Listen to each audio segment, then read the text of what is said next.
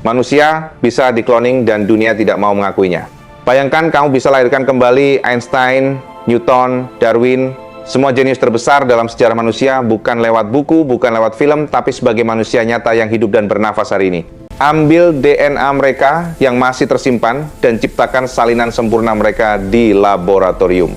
Kedengarannya mustahil, secara teknologi tidak. Inilah yang namanya cloning, bukan perpaduan dua, tapi penyalinan satu. Ambil satu sel dari satu orang tanam ke dalam sel telur yang sudah dikosongkan dan tumbuhkan jadi makhluk hidup baru yang persis sama. Tidak ada ayah, tidak ada ibu, hanya satu sumber, satu DNA, salinan sempurna. Anak hasil cloning bukan anak dari siapapun, bukan keturunan tapi duplikat. Tidak punya gen perpaduan, tidak punya warisan dari dua insan, lahir dari satu sel tanpa proses yang seharusnya. Dalam sistem reproduksi biologis yang kita kenal, setiap manusia lahir dari perpaduan dua. Di luar kuasa Tuhan yang tidak terbatas, tidak ada manusia biasa yang lahir dari satu sumber saja. Dan sekarang manusia mencoba lakukan hal yang sama di dalam laboratorium. 1996 ilmuwan di Skotlandia berhasil lakukan ini pada domba namanya Dolly. Lahir dari satu sel dewasa saja, tanpa pejantan, tanpa perpaduan, salinan sempurna dari induknya. Dunia syok. Tapi Dolly lahir dengan DNA yang sudah tua.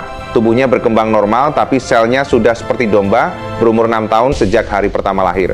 Di usia 6 tahun, dia dieutanasia, setengah umur normal, penuaan dini, penyakit, penderitaan.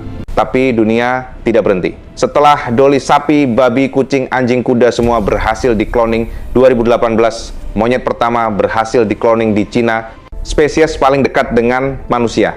Dan kalau monyet sudah bisa manusia, tinggal selangkah lagi. Tapi ingat, teknologi ini tidak mengenal baik dan jahat.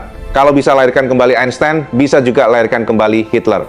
Dengan DNA yang masih tersimpan secara teknis, tidak mustahil.